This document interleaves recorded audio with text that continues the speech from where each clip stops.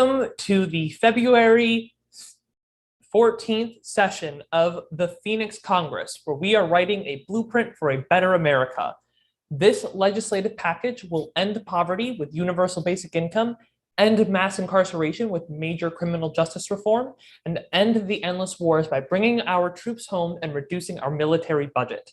Today's session is the 9th of 21 public hearings on the 2022 legislative package, and we'll review sections 163 through 173 relative to repealing the Prison Litigation Reform Act, restoring Pell Grant access for incarcerated Americans, repealing incarceration incentive grants, providing identification for people leaving incarceration, and restricting the use of solitary confinement. These sessions will alternate between Mondays and Thursdays at 1:30 p.m. Eastern through March 28th. For those following along at home, you can find a link to the legislative package in the description below or at bit.ly/B,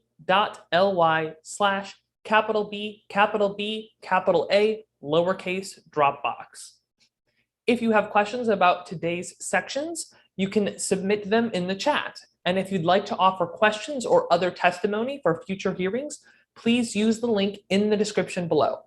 Before starting, I'd like to state the preamble to the Constitution of the United States to remind us of our duties as Americans and set the intention for what we are trying to do today.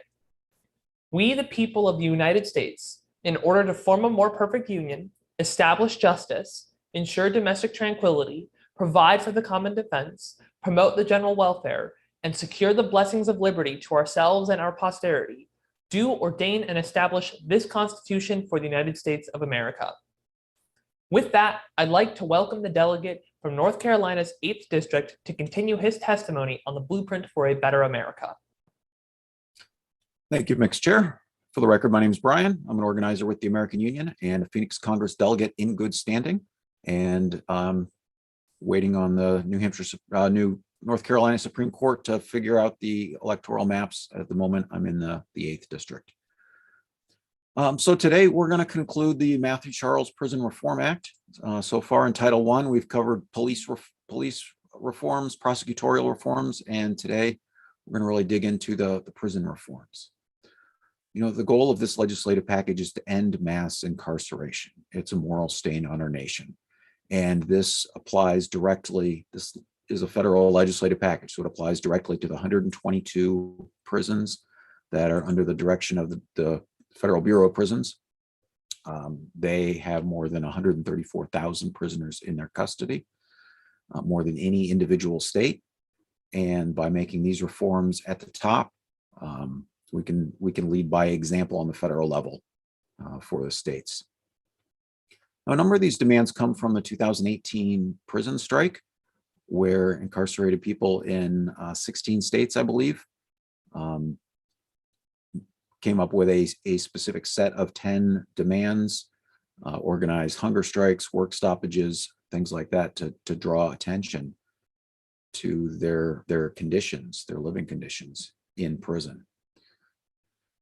And so we can try and address some of those demands in the Blueprint for a Better America. And the first section that we're going to look at today is section 163, repealing the Prison Litigation Reform Act.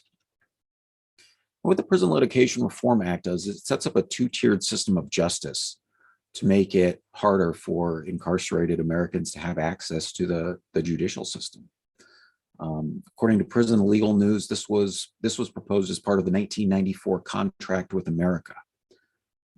Back in the 90s, we had about 1 million people locked up in prisons and jails, and as that prison population ramped up, again thanks to the thing like the crime bill and just the whole getting tough on crime thing, people started suing about crowding and saying their constitutional rights were being violated by these conditions. And so how do we stop people from demanding better rights? You can take away or restrict their access to the courts. And so that's what the Prison Litigation Reform Act did.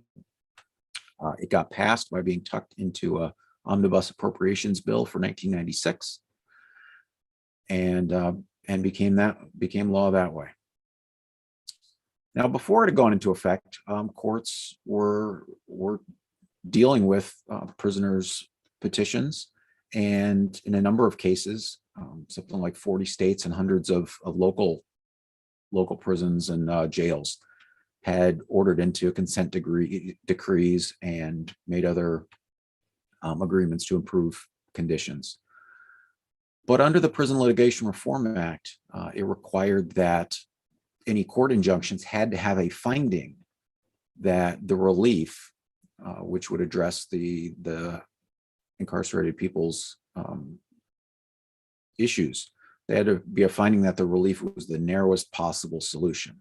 And so nobody had really been putting those into these court orders because it hadn't been required. And so when the Prison Litigation Reform Act went into place, a lot of the existing court injunctions just went away because they no longer met this new standard that Congress had enacted. And again, according to Prison Legal News, quote, "Not surprisingly, prison and jail conditions did not improve with the termination of judicial relief."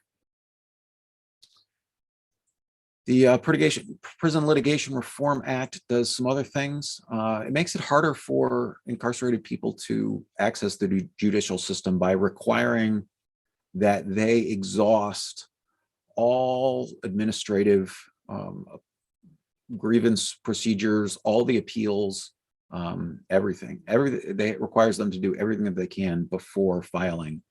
Otherwise, their court filing will more than likely be thrown out. And so you can see that there's a conflict of interest, right? If you're alleging mistreatment in a prison, to say, well, ask the prison and say, hey, please stop mistreating me, and ask the people, essentially asking the watchers to be the watchmen, which isn't to say that it can't be effective, but that there can be a conflict of interest. And so Congress said, too bad. You've got to go through all the administrative appeals and everything first before you're allowed to access the judicial system. Put other restrictions in place, restricting incarcerated from filing a lawsuit for mental or emotional injury unless they could also show a physical injury. So they couldn't collect damages for mental or emotional injuries, such as the ones inflicted by solitary confinement that we'll talk about a little bit later in the hearing. And so Prison Legal News concluded that as soon as the prison litigation reform was enacted, prisoner advocates, they challenged most of these provisions as unconstitutional, but they lost across the board. And so Prison Litigation Reform Act will stay as it is unless Congress changes it. And that's why we're here today. That's the point of the Blueprint for a Better America, to change it for the better by repealing it. So this is a very short section. It's just a straight repeal of well, I don't remember the exact section. I can't seem to find it off the top of my head, but it's just a straight repeal of chapter 197, chapter 1997E of Title 42. And next chair, I think that concludes my testimony for section 163. And I'd be happy to answer any questions.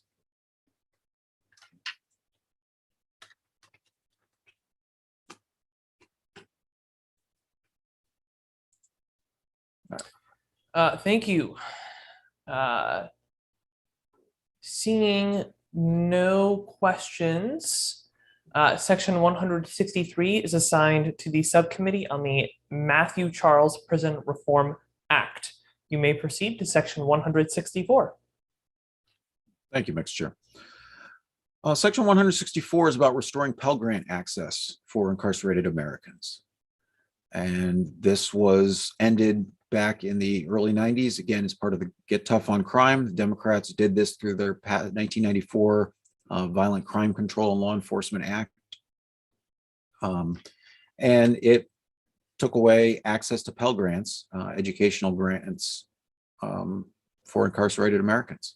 At that time, there was about 23,000 incarcerated people who were using these Pell Grants to pay for college, which made up about 0.2% of all recipients. So it was a very small percentage. It was it wasn't a cost-saving measure. It was to be punitive. It was to punish. It was punishment for the sake of punishment. And repealing this is, again, one of the other demands from the 2018 prison strike. And this is a bad policy for a number of levels, right? If the point of incarceration is rehabilitation, education is a way to do that. Education reduces recidivism. Some studies have found by 48%. And so this has been an ongoing issue for a while. People have recognized I'll just say the stupidity of locking people up, saying, oh, you can't, making it harder for them to improve themselves, and then hoping that they've improved themselves when they're released. So in 2020, as part of the 5,593 page omnibus bill passed in December 2020 that President Trump signed into law, they set up a framework for addressing this, for fixing this, for allowing incarcerated Americans again to get access to Pell Grants. Unfortunately, it hasn't gone into effect yet. It won't go into effect until probably the middle of next year. And so it also isn't a straight repeal of the provisions. Instead, it sets up a new bureaucracy and more red tape. So it's good in that sense, but even better would be to just clean up just get rid of the restriction on incarcerated Americans and allow everyone to apply for Pell Grants, and give people much better access to education and help them empower them to improve their lives. So that's what Section 164 does. And with that, Mr. Chair, I think that concludes my testimony on this section.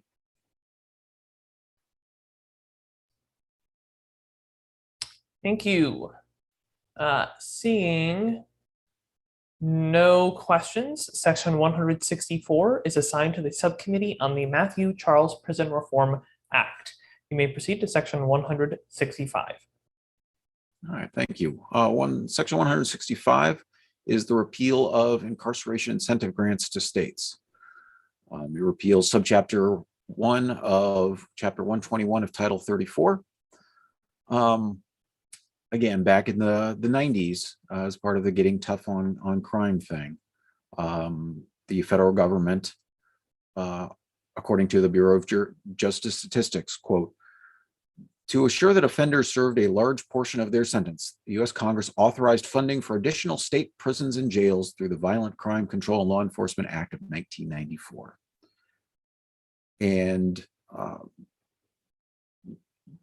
And so these additional funds were contingent on enacting laws that required incarcerated people to serve at least 85% of their sentence, the truth in sentencing provisions.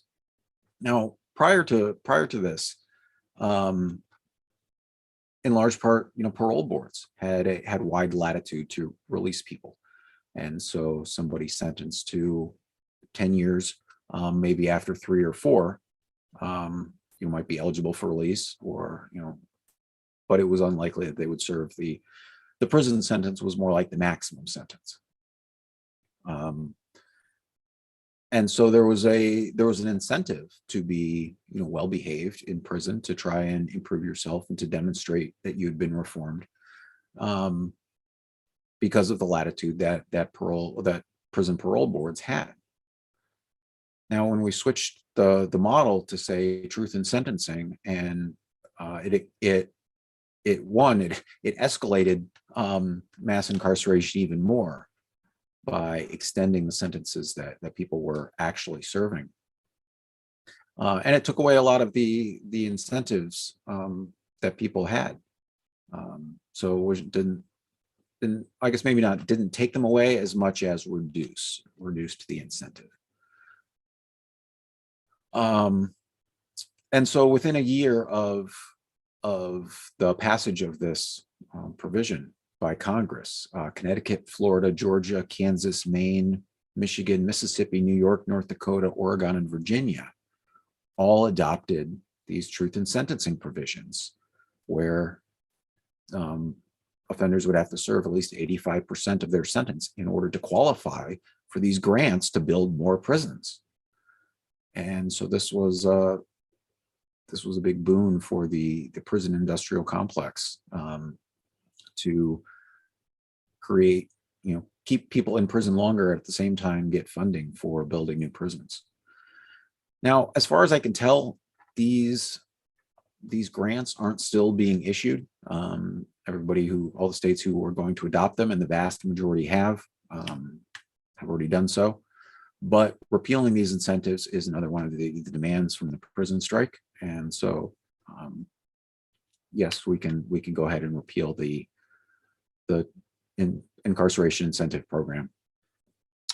As I dug through the section that's being repealed, I found among the supporting details that section 12,113 of Title IV, there's a law that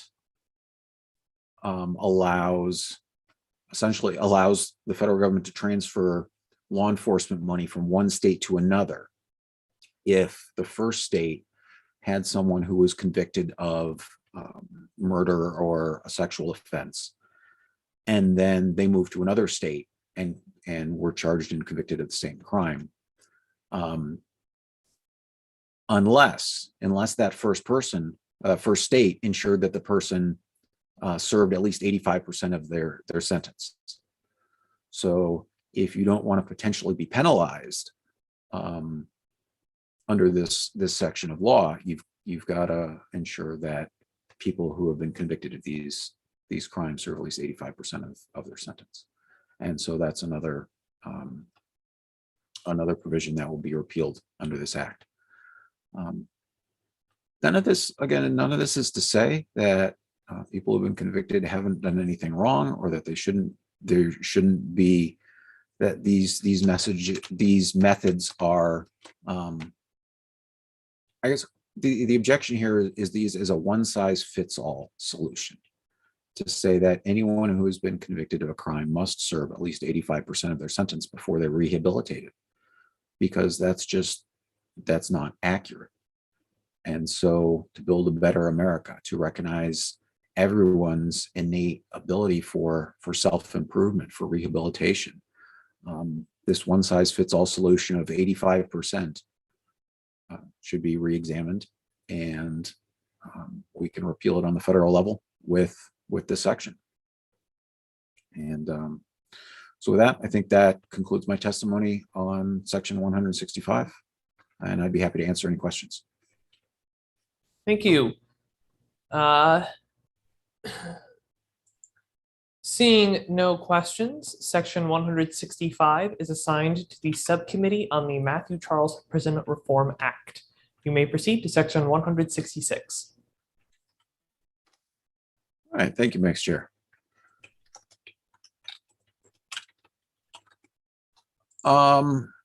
Section 166 deals with identification for people leaving incarceration. And this is essentially Cory Booker's New Pathways Act of 2019. Again, it goes back to the question of how do we establish justice? What is that, like the Constitution says we're supposed to be doing? And if incarceration is to reform and rehabilitate people, when they're released, we want them to get back up to speed with normal productive lives. And requiring them to track down ID documents puts unnecessary speed bumps in their path. And so section 166 again applies to federal prisons only, but it would require the Bureau of Prisons to help prisoners obtain identification documents prior to the release, so that when they're freed, they have the documents that they need to get a job and to do the things that will help them reintegrate in society without putting unnecessary regulatory roadblocks in front of them. With respect to U.S. citizens, the Bureau of Prisons must obtain and provide a social security card, proof of U.S. citizenship document, such as a birth certificate, a photo ID card, and again, for U.S. citizens, a debit card for their digital treasury account, which we're going to talk more about in part 17 of these hearings in those sections, so that an incarcerated person, when they're leaving, has access to their funds in their digital treasury account, that they have the resources to meet their basic needs on their release.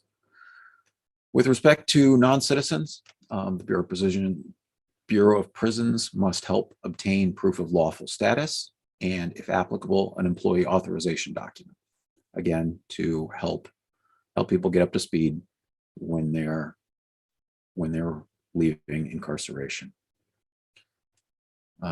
These are common sense things.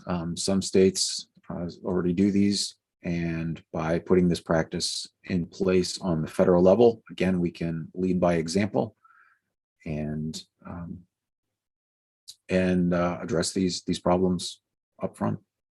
So with that, Mixed Chair, I think that concludes my testimony for section 166, and I'd be happy to answer any questions.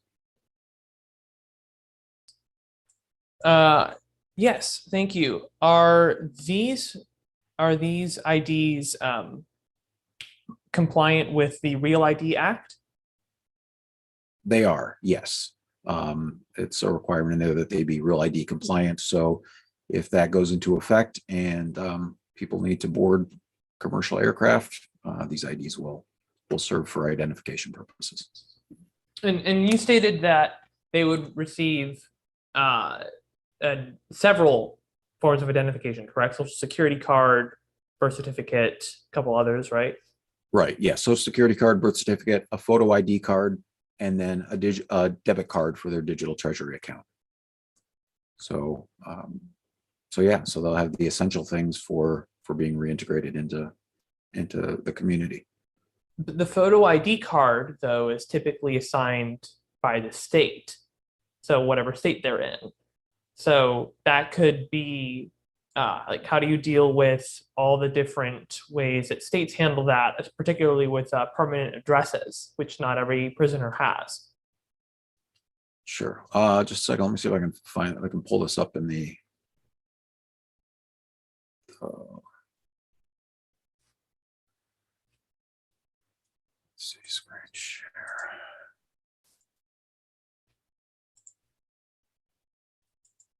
All right.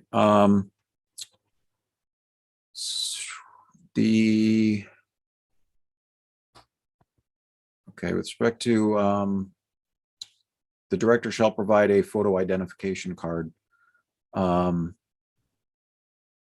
to the release of a United States citizen.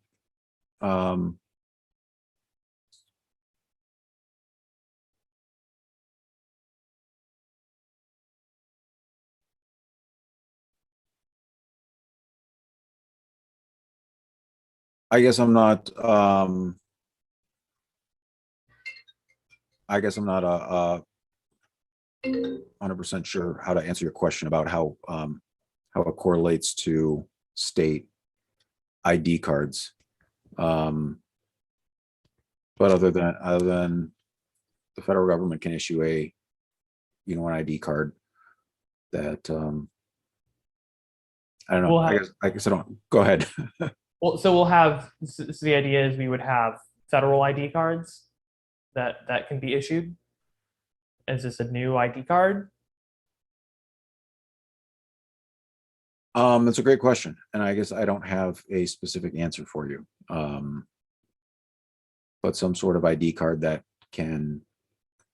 would establish their identity and would meet the standards of the Real ID Act. Okay. So I guess I'll be happy to work on it with the subcommittee and see if we can figure out more of the details. Fantastic, thank you. Seeing no further questions, section 166 is assigned to the subcommittee on the Matthew Charles Prison Reform Act. You may proceed to section 171. All right, thank you, Mixed Chair. So sections 171 through 173 is part one, restricting the use of solitary confinement. And so section 171 is the findings and purpose. And so I guess, again, well, let me just start. I'd like to read the findings into the record. The Congress finds the following. The United Nations Office on Drugs and Crime has issued the Nelson Mandela Rules, the United Nations standard minimum rules for the treatment of prisoners. The use of indefinite or prolonged solitary confinement for more than 15 days is defined as a form of torture. Rules 43 to 45 define restrictions for solitary confinement. 2, in the summer of 2019, the US had more than 55,000 incarcerated people who had been in solitary confinement for 15 days or longer, including thousands for more than 3 years. 3, a 2014 study published in the American Journal of Public Health found that self-harm is strongly linked to being in solitary confinement. Inmates punished by solitary confinement were approximately 6.9 times as likely to commit acts of self-harm. 4, a Department of Justice review of solitary confinement published in January 2016 summarized their conclusions by emphasizing, quote, as a matter of policy, we believe strongly this practice should be used rarely, applied fairly, and subjected to reasonable constraints. In conclusion, the purpose of this part is to reduce the use of solitary confinement, to recognize the redeemability of every human being, and improve America's moral standing in the world. You know, as I studied the use of solitary confinement, I would recommend the book Hell is a Very Small Place to anyone who's interested in learning more about it, which has some of the history and writings by people who have experienced solitary confinement. This has been going on for a long time. Penitentiaries comes from the word penance, and were sort of the idea was to incarcerate people and give them time to be thoughtful and to reflect. Unfortunately, it didn't do what it was supposed to do. And in 1842, Charles Dickens, who was doing a book tour in the United States, he had the opportunity to visit the Eastern State Penitentiary, and he got a chance to see some of these people who were, who were serving time in solitary confinement. And he was outraged. In his writings, he concluded, quote, I believe that very few men are capable of estimating the immense amount of torture and agony with this dreadful punishment, prolonged for years, inflicts upon the sufferers. And in guessing at it myself, and in reasoning from what I have seen written upon their faces, and what to my certain knowledge they feel within, I am only the more convinced there is a terrible depth of which none but the sufferers themselves can fathom, and which no man has a right to inflict upon his fellow creature. I hold this slow and daily tampering with the mysteries of the brain to be immeasurably worse than any torture of the body. And because its ghastly signs and tokens are not so palpable to the eye and the sense of touch as scars upon the flesh, because its wounds are not upon the surface, and it extorts few cries that human ears can hear, therefore the more I denounce it as a secret punishment, which slumbering humanity is not roused up to stay. In 1890, the United States Supreme Court recognized the harm that solitary confinement caused to people's mental health in the case Henry Medley. Some prisoners they found, quote, became violently insane, others still committed suicide, while those who stood the ordeal better were not generally reformed, and in most cases did not recover sufficient mental activity to be of any subsequent service to the community. We have known for a long time that solitary confinement is torture.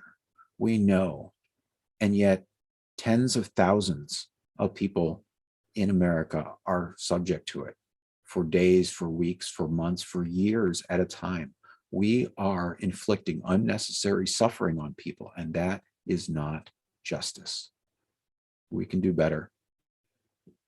We can do better. So with that, Mr. Next Chair, I think that concludes my testimony on section 171. Thank you. I do have a question. Do we know, are there any findings on use of solitary confinement for fewer than fewer than 15 days? That's a great question. I don't recall. I guess I don't recall anything specifically about that. But that the drawing the line at 15 days is what the United Nations recommends. And so, again, I would like to see this practice abolished, but I am a practical idealist, and the place to start is by meeting the United Nations standards. The United Nations sets a standard of 15 days, and we in the United States are failing by far to meet that standard. And so the place to start is there. And as we continue to recognize the humanity in people, I believe that using solitary confinement will fall out of favor, and it will be used less and less. But this bill does not abolish it completely. It only restricts it in the way that I've described. Thank you. Seeing no further questions, section 171 is assigned to the Subcommittee on Findings. You may proceed to section 172. Thank you, Mr. Chair. And I guess I should go on to describe how exactly we restrict solitary confinement. Because this is an easy soundbite for candidates to make. When the candidates running for president in 2022, a half dozen of them, yes, we support reforming solitary confinement. And despite the fact that most of them are still serving in public office, nothing is really being done. And part of it is because what exactly does that mean to reform solitary confinement? And it's easy to just make sort of a nebulous statement in support. But that's one of the reasons that our political structure is broken in the United States, because we elect candidates based on nebulous statements. And so the Blueprint for a Better America is a model of turning it around, defining exactly what we want to restrict solitary confinement, so that we can better hold candidates for federal office accountable. So section 172 has the specifics, and I'm going to share my screen and get into some of these definitions. Before I do, though, I want to talk a little more about the history and President Obama, who restricted the use of solitary confinement against juveniles in 2016, in part in recognition of the death of Caliph Browder, who was 22 at the time, but as a teenager had been incarcerated in Rikers Island, New York City, for years, spent years in solitary confinement for allegedly stealing a backpack. And when his family was unable to pay his bail, he languished there, never got a trial, but eventually the charges were dropped and he was freed. But the mental trauma that he had been put through by his years in solitary confinement was too much, and he took his own life. This is not unusual, but it is not unusual, and it is not justice. And President Obama wrote an op-ed for the Washington Post and said, quote, "The United States is a nation of second chances, but the experience of solitary confinement too often undercuts that second chance. Those who do make it out often have trouble holding down jobs, reuniting with family, and becoming productive members of society. Imagine having served your time and then being unable to hand change over to a customer, or look your wife in the eye, or hug your children." Again, if you'd like to know more about some of the experiences of people with solitary confinement, I recommend the book Hell is a Very Small Place. And people describe how traumatizing, how the panic response that they feel of being in a crowded space. A prison cell is maybe 6 feet wide, 10 feet deep. Is a small space, and you only ever see people from one direction. There can never be anybody like behind you or to the sides of you. And having that changes your perspective, the way you look at the world, when that is the only experience that you have. And then to suddenly be out in the world again and have people all around you. We're setting people up for failure when we treat them this way. So President Obama ordered the Justice Department to review the practice of solitary confinement and will make recommendations. And so a number of their recommendations are included in section 172. But there is no good model legislation. And so in compiling section 172, we looked at various states such as Connecticut and New York that have passed legislation related to solitary confinement, and as well as other recommendations, and try to put it together to meet as many address as many of these concerns as possible. We also talked to incarcerated Americans and asked them, what were their experiences? What were their concerns?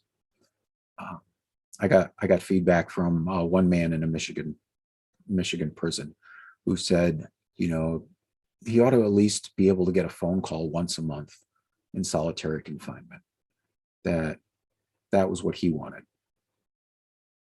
And so, I had to tell him that, well, this didn't actually address phone calls. It would restrict it to 15 days in solitary confinement. And I hope that would help address his concern. So I'm going to share my screen, and we can go through this bill in a little more detail on the restrictions on the use of solitary confinements. And subsection A of these new provisions, it is our definitions of the correctional facilities, of what emergency confinement is. Emergency confinement does not count as a solitary confinement as long as it doesn't go on for more than 24 hours. Inmates or anyone confined to a correctional facility. Covers psychiatric emergencies, serious mental illnesses.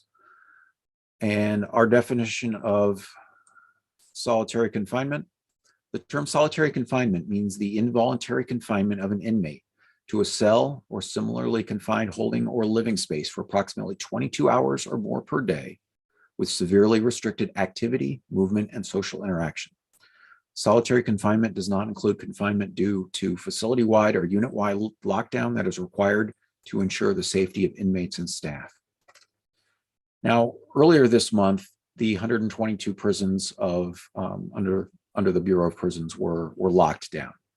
That the 134,000 inmates were locked in their cells as part of a national lockdown. And so the restrictions on solitary confinement in this bill, so that would not be solitary confinement as defined by this bill. One of the other questions that came up was how many hours per day is solitary confinement? And different states have taken different standards. The United Nations sets the standard at 22. And so that's the one that we've adopted here. New York State has recently passed one that I believe sets it at 17 and a half hours. I believe Connecticut is 19 and a half hours. Different states have different standards. But for simplicity's sake, and again, for being practical idealists, we went with the United Nations standards of 22 hours. Definitions address who are the vulnerable people who should not be sent to solitary confinement. Again, age is young people, their minds are growing, and solitary confinement can be even more damaging on young people, like it was to Caliph Browder. All right, subsection B is the restrictions on the use of solitary confinement.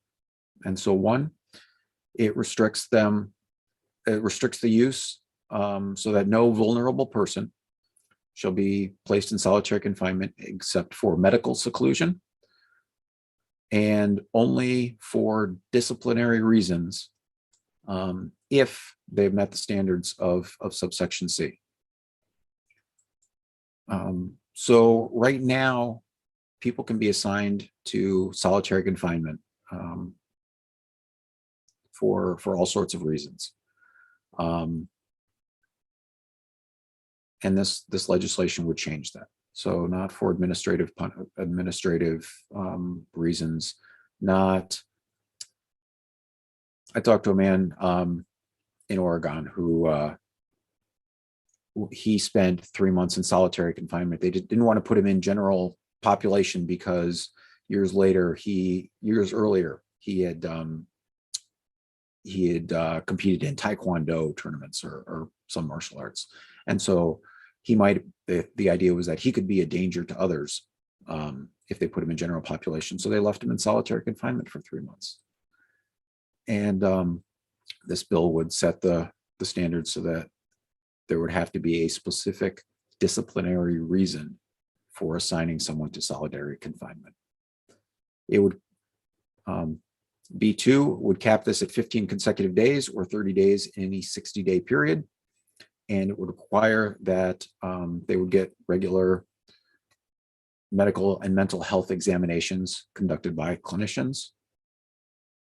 And then part 3 addresses some of the other concerns of people in solitary confinement and meets some of the other standards set by the United Nations, that no one in solitary confinement should be subjected to corporal punishment, can't place them in a cell or holding space that is dark or constantly lit, one that doesn't have functioning sanitary facilities, proper ventilation, or temperature monitoring, can't be denied access to appropriate medical care, including emergency medical care, denied or given reduced access to food, water, adequate clothing, or any other basic necessity. No variation in food from the standard menu shall be permitted without the inmate's consent, except for a limited period not to exceed 7 days for an inmate who has used food or food service equipment in a manner that is hazardous. And this comes up again in talking to incarcerated people. They have something called Nutriloaf, and it is essentially bland, tasteless, but meets the dietary needs of people. You put beans and vegetables and powdered milk and all sorts of stuff and bake it into a loaf that you can eat with your hands, so you don't need any silverware. And some states have in fact found this to be cruel punishment. I think Vermont. And so as we're setting the standards here, you can't mix up people's diet for punishment unless it's to address something that they've done with their food.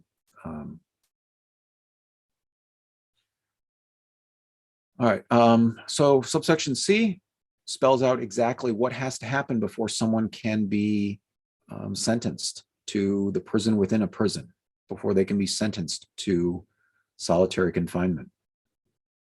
Correctional facilities have to establish maximum penalties. We recommend that if they're accused of something, they shouldn't be sent to solitary confinement just until they've actually had a hearing, but it does allow for that to take place. Solitary confinement should be reserved for offenses involving violence or for the threat of violence, coercion involving sexual acts involving escape, or posing a threat to institutional safety by encouraging others to engage in such misconduct. Again, there are so many examples of people who are sent to solitary confinement for minor offenses. In California, people get locked up for years, put into segregation for if they're accused of being associated with a gang, and they can be sent there on the flimsiest of evidence, such as just having their name appear, being offered by another inmate. And so we can do better by establishing very clear standards when solitary confinement would be allowed. Disciplinary hearings, which may result in solitary confinements, set standards requiring that the inmate has the ability to appear, ensure that they have access to legal representation.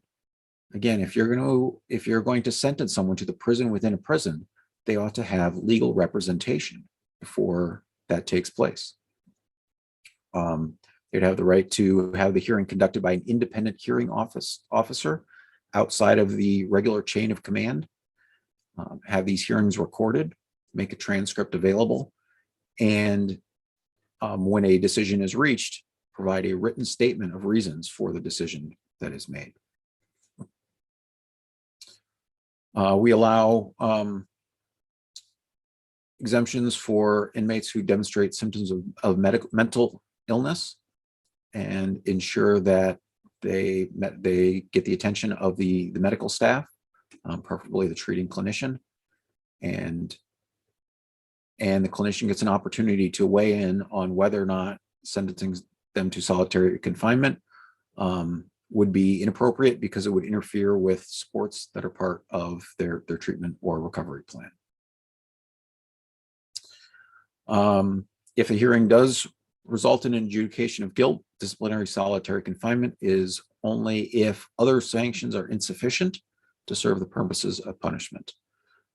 And vulnerable people, as described in paragraphs E or F, those were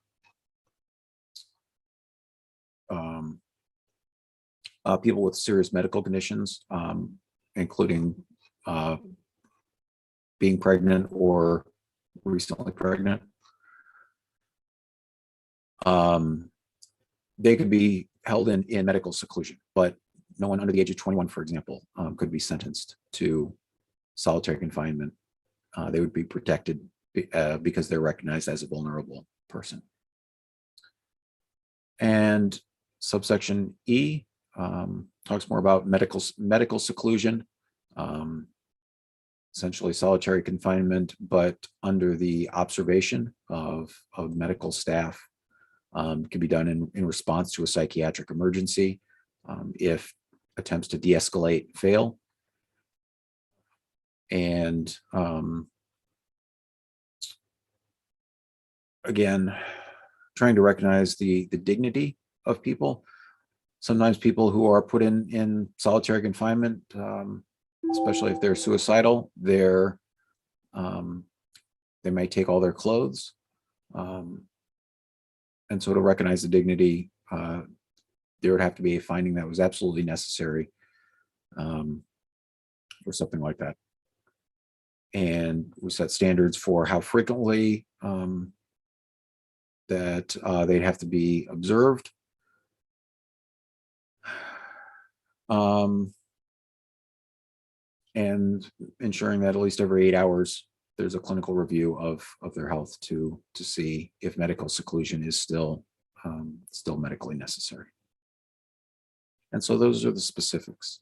It's not enough to just say we support reforming solitary confinement. We need a very clear plan of action to address that. And so that's what Section 172 does. And with that, Mr. Chair, I think that concludes my testimony, and I'd be happy to answer any questions.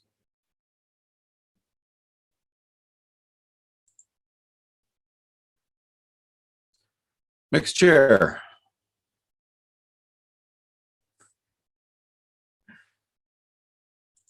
All right, we're going to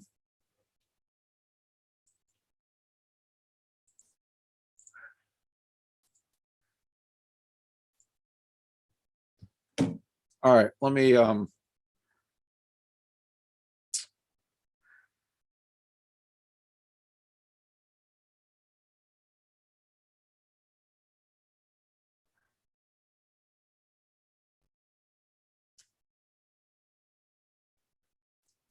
please excuse the technical difficulties.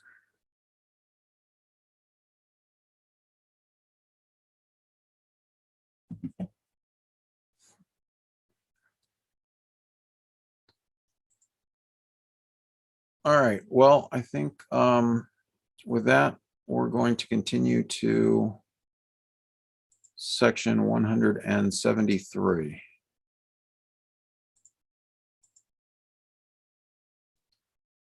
All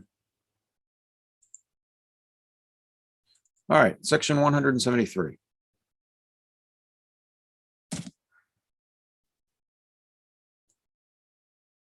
Section 173 is the part that restricts states on their use of solitary confinement.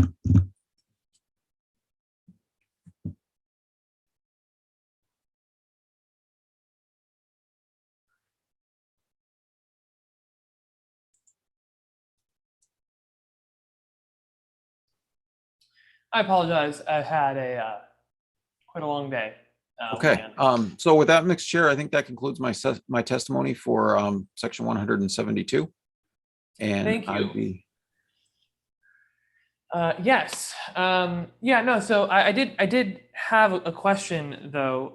So you kind of touched on this a little bit before about just restricting it to 15 days, meeting the standard of the United Nations, but another standard of the United Nations is 22 hours.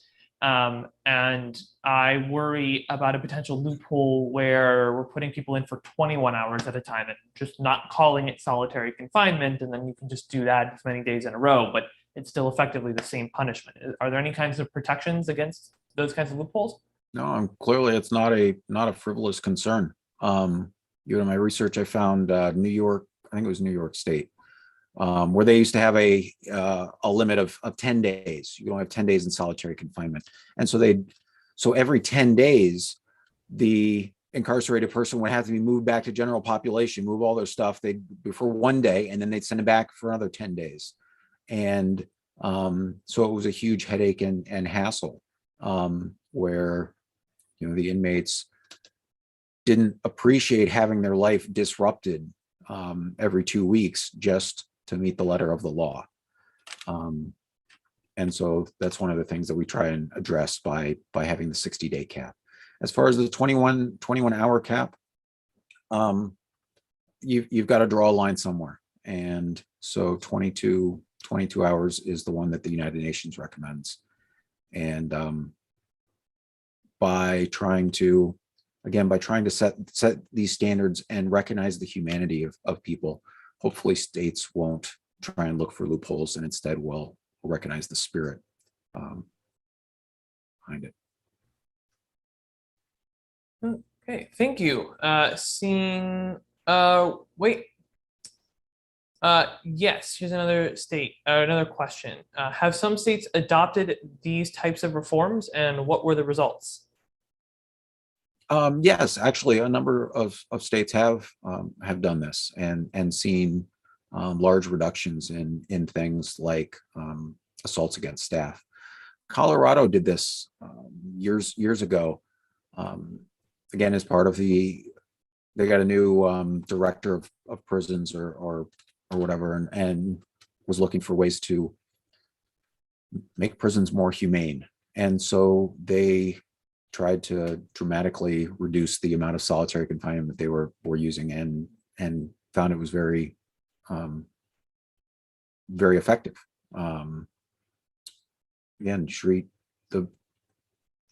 this is the golden rule: treat people how you'd want to be treated. And but yeah, New York has recently passed legislation, and New Jersey, I think, as well, and Connecticut passed a bill which the governor vetoed, and then issued an executive order incorporating a bunch of the parts of it. I hope that answers the question. Yes. Okay. Seeing no further questions, Section 172 is assigned to the Subcommittee on the Matthew Charles Prison Reform Act. You may proceed to Section 173. All right, thank you. And Section 173 is short, is just the part that incentivizes states to take up these restrictions, same way that we've done, all throughout Title I, by threatening to withhold burn grants. And so solitary confinement, again, prisons are very entrenched, and so there's a 2-year phase in for this. Phase 1, which would be effective in the 2025 fiscal year, so starting in 2024, would require states to have this 15-day maximum. It would require the mental health exams and address the other humanitarian conditions, like keeping someone in a cell with no lights or constant lights, or things like that. So it would require those kind of things in the first phase, and then the second phase would put the restrictions, the protections in place for all vulnerable people and for disciplinary reasons only. And then I think next year that concludes my testimony for section 173. Thank you. I do have a question here. You've used Byrne grants as leverage against the states many times in Title I. Is this an all or nothing deal for them? Might they agree to restrict solitary confinement and chokeholds and reform cash bail, but not restrict no-knock warrants? So would they lose everything? In which case, where's the incentive to fix any of it? Thank you. Thank you for the question. No, it's a fair point. That because the way it is set up right now as an all or nothing. Make all these reforms on the state level or lose all the federal funding.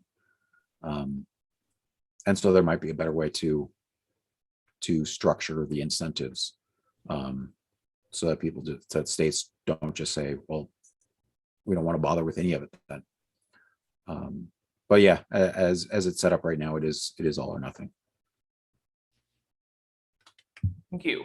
Seeing no further questions, section 173 is assigned to the subcommittee on the Matthew Charles Prison Reform Act. I'd like to thank the delegate for his testimony. Thank you, Mixed Chair. There's a lot of reforms that are needed in our criminal justice system, and so it's appreciate having this month to dig into a lot of them that are included in the Blueprint for a Better America. Yes, glad to have you on. The next session of the Phoenix Congress will be held on Thursday, February 17th at 1:30 p.m. Eastern, when we will review sections 201 to 222 of Title II, Ensuring Domestic Tranquility. This hearing is hereby adjourned.